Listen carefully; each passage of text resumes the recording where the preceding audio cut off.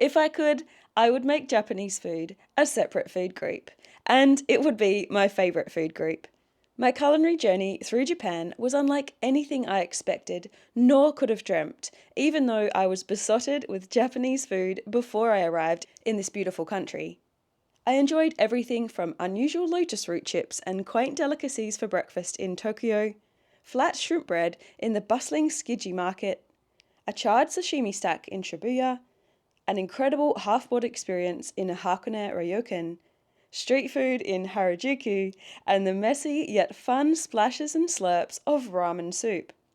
Each day was a magical surprise, and I would return to Japan, even if only to taste the food again.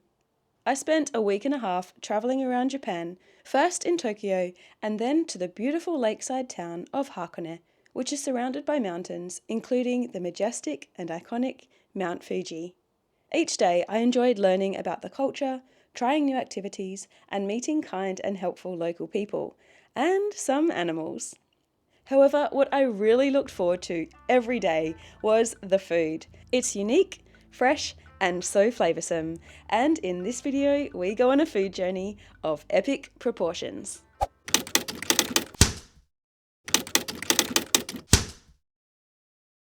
This could not possibly be a Japan food video without exploring Shibuya and the Yokocho, the little back lane alleyways full of izakayas, the pubs, and cute little bars and restaurants hole in the wall style under some red lanterns, some fairy lights. I'm getting a little bit carried away. Let's go find one. Shibuya is one of Tokyo's most colourful and busy districts, packed with shopping, dining, and nightclubs, serving swarms of visitors that come to the district every day.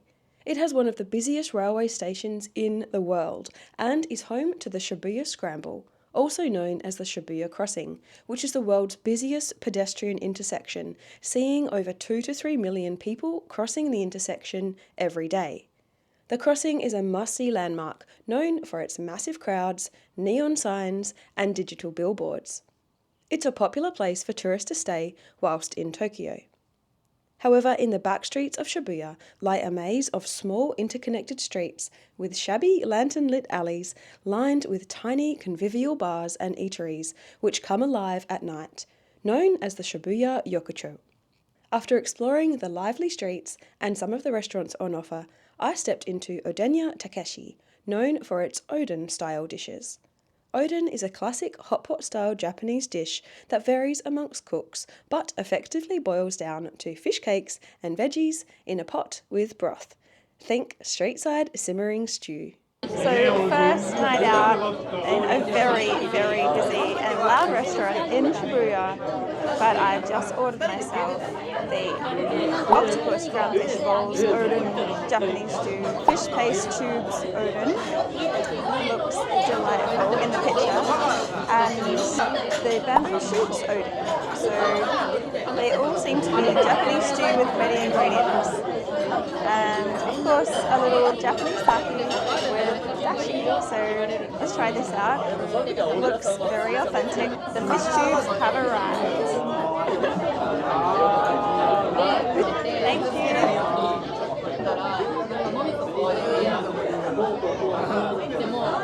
I may have bitten off more than I can chew here. This looks incredible. I've ordered 3 dishes. Salt. Okay guys, time to try these incredible fish tubes. I actually don't know how I'm going to pick this up with chopsticks. Seaweed. Love it. Wow, that fish tube is so dense. It's a bit like a fish dumpling in a way. It almost tastes like a breaded texture. It's delicious actually. It's really lovely. Bamboo shoot.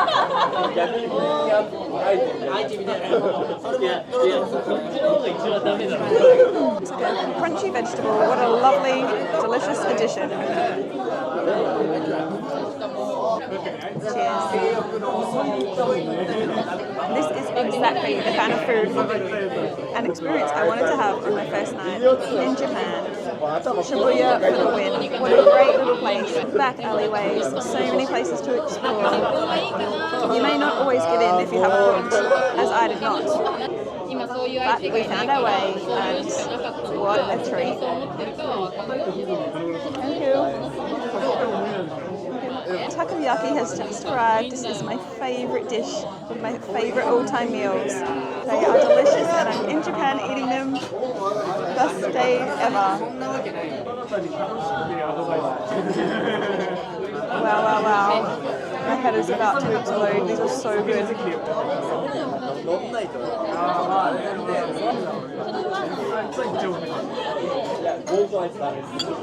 First proper meal in Japan.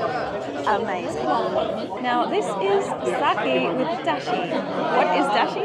Well, dashi originated 800 years ago and it's a mixture of pure Japanese spring water and kombu, which is a type of kelp. It forms the basis of miso and many of the soup broths here in Japan, and it's here in my glass to give my sake an extra delicious taste.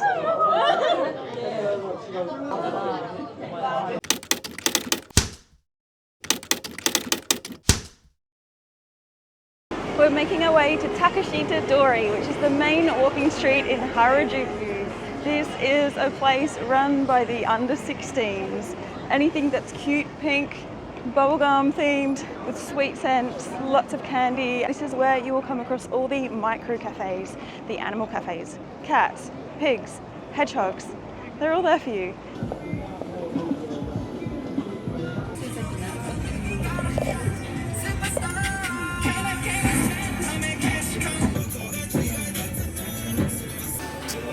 Hi, can I please 6 sono nam wanna? Thank you. Okay, this is a proper food tour now of Tokyo. I am street side, literally sitting on the curb in Harajuku after buying 4 takoyaki balls. Amazing. These are my favorite. I could have these breakfast, lunch and dinner. This is the sonomna style. Sonmomna. I'm not entirely sure how to say it. Basically fried with some salt and pepper, no sauce. I've not tried it like this before. Let's try it out.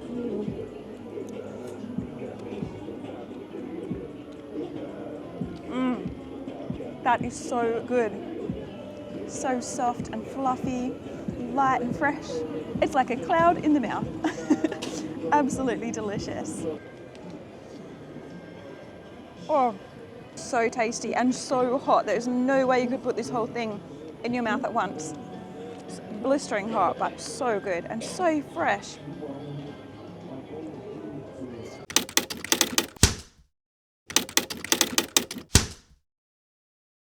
If it's your first time in Tokyo, then you'll likely have the impressive Sensoji Temple on your bucket list of things to see and experience.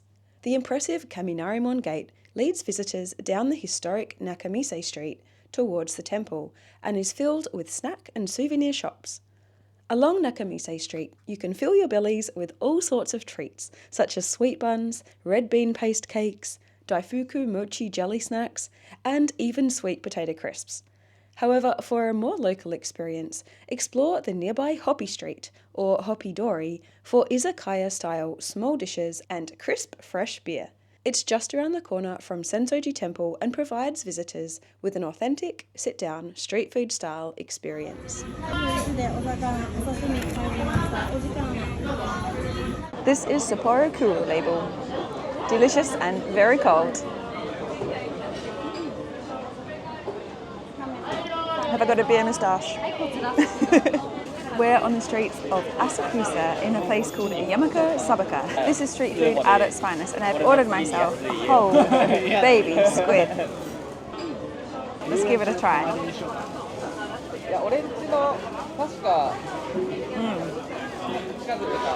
Amazing. Grilled to perfection.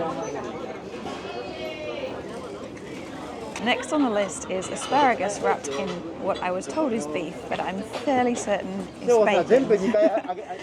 Let's give this a try.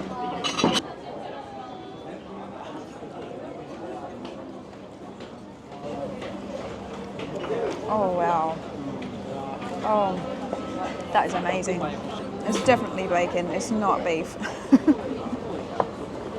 Crispy, tasty, salty, amazing. In the back streets are some amazing street food vendors. The smells and flavours are divine.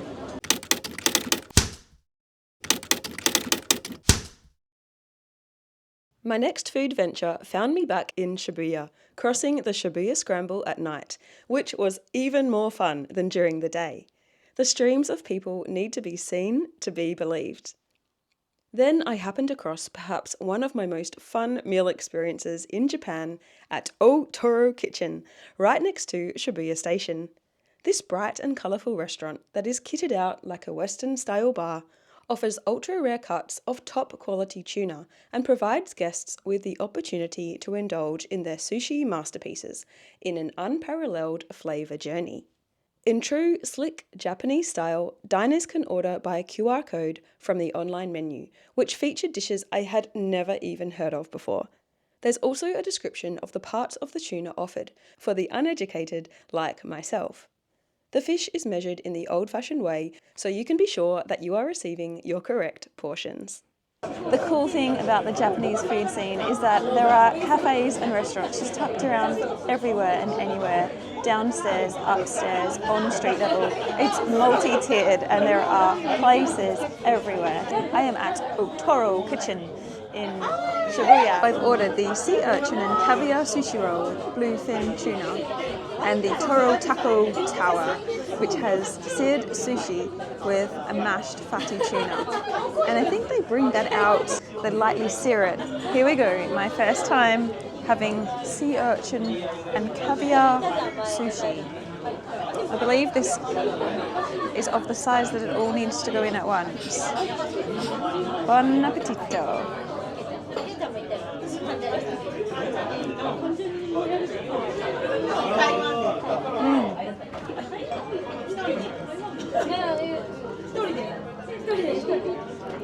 Wow. Okay. Oh, amazing. The rice in that is next level, soft and fresh and chewy. And the fishy flavours, the seafood essence, shall we call it? It is actually really, really delicious. Wow. And the fattiness of the sea urchin kind of coats your mouth with this oily flavour. Amazing. Excuse me. First sushi. Resounding success.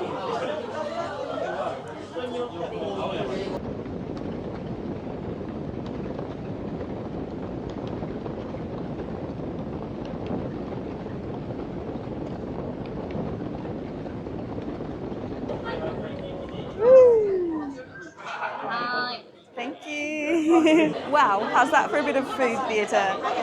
So cool. I've got this little kind of witch's hat looking sushi and wasabi. Yum. This is going to be so much fun to eat.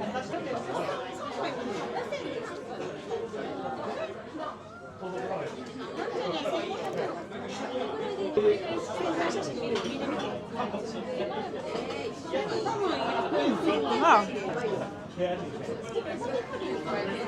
Resounding flavour. Onion. It's my first flavour. Give me a little minute.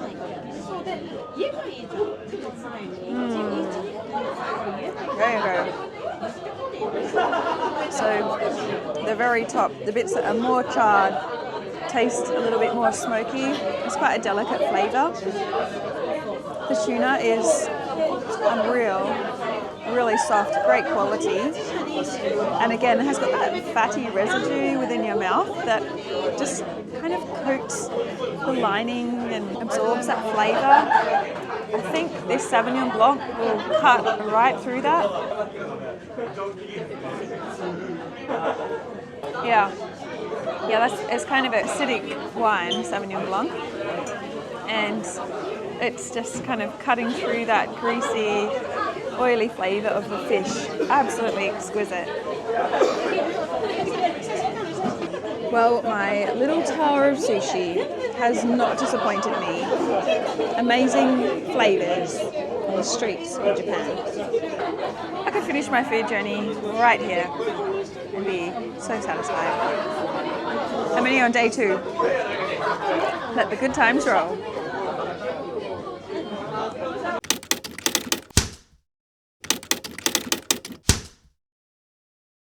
Shinjuku is a region of Tokyo synonymous with nightlife, maid cafes, risque adult entertainment, and the Godzilla Hotel. Hidden in the buildings covered in neon lights, ultra-sized cat videos, and advertisements lie some exquisite restaurants. They are often only found through local knowledge or spookers who attempt to lure you in from the central street as you walk past. No need to fear, however, the food is some of Tokyo's best. The culinary adventure continues in Shinjuku, and I'm in an undisclosed bar, izakaya. I literally just got intercepted on the street as I was heading back to my hotel, completely famished, and I've stopped in on the 6th floor of this random building. This man spruika out the front, showing me these cards. Anyway, they had a lot of nice looking Japanese foods, and it was raining, so I've been saved from the rain in a warm place. I've just ordered some gyoza, some grilled scallop butter, oh yum, and some shiitake mushrooms. So I cannot wait to fill my belly. It looks divine, and I love the little lanterns. It's the traditional setup in here. Lots of wooden tables with little partitions and not too many people, which is strange for Shinjuku. So I'm going to take advantage of it and crack open my first soya bean.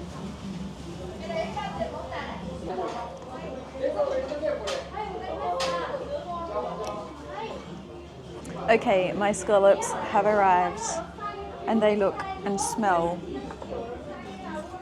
brilliant. There's a healthy dose of butter sauce and asparagus around it, and wow, let's tuck in.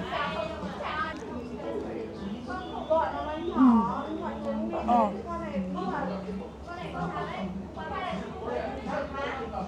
That is so good. They're so soft and buttery, flavoursome, some herbs on the top, and cracked pepper. Wow, scallops in Japan. I'm so excited. This is just so delicious. Bon appetito. The crunch factor on that asparagus is real. It's so textural. I love a crunchy food. I love the crunch. And a fraction of the price of most of the street side Shinjuku restaurants.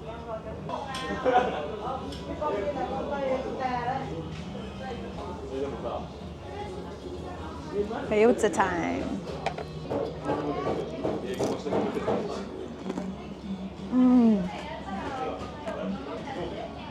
Oh my gosh, that is so incredible. The gyoza is so crispy.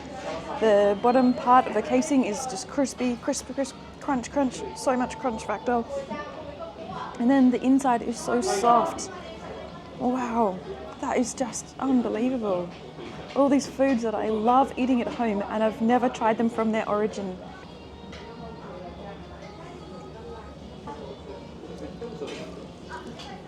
Last one, bottoms up. Our final course, the shiitake mushrooms. I'm not gonna lie, these look like little pigs in blankets. They look a little bit suspicious.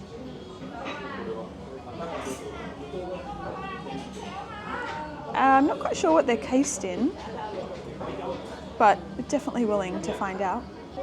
Here goes.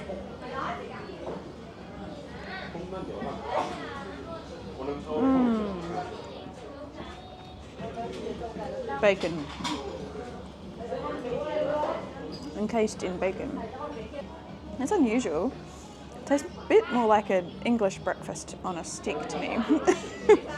Not my favourite dish, but not untasty. It just tastes like breakfast on a stick to me. That's clouding my judgment. But one of Japan's finest mushrooms. So, can't take that away from them. I am so grateful to this place for taking me in and feeding me delicious seafood. What a win, what a find. Say yes to the spruikers on the street.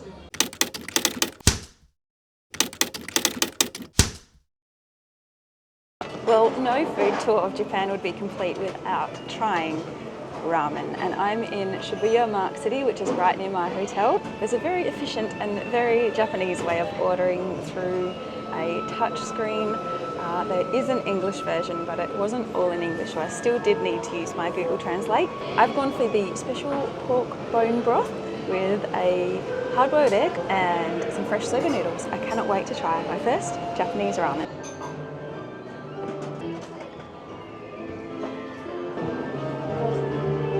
Delicious. That is so creamy. There's a sesame flavour, spring onion, creamy and hearty. And now, attempting not to embarrass myself in public with chopsticks.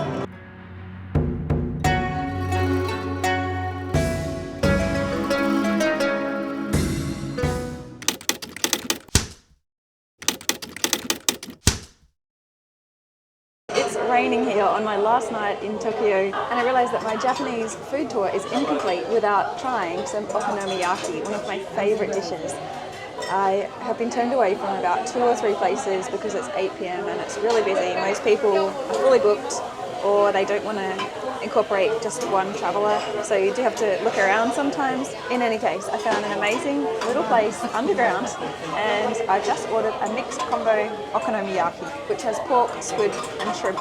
Looking forward to it. I've got a hot glass of sake to help me get through this cold, rainy weather. Okonomiyaki is a savoury Japanese pancake that's made with eggs, flour, shredded cabbage, and then a variety of meat if you'd like it, so seafood or pork, beef, chicken, everything can go into it, or you can have it vegetable only. It comes with the bonita flakes on top that move around when they're hot, the same as for takoyaki balls, and a lovely mayonnaise that just caps it all off, sesame style. Steaming hot okonomiyaki. What could be better on a cold, rainy day in Tokyo? Sitting here at a bar with some sake and delicious food. Tokyo, you have my heart.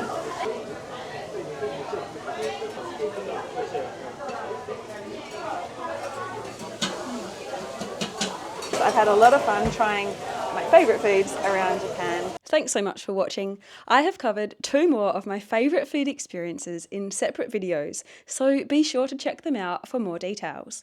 Firstly, if you love nightlife and the evening hum in a big city, then the iconic Omoide Yokocho in Shinjuku would be a great place to visit.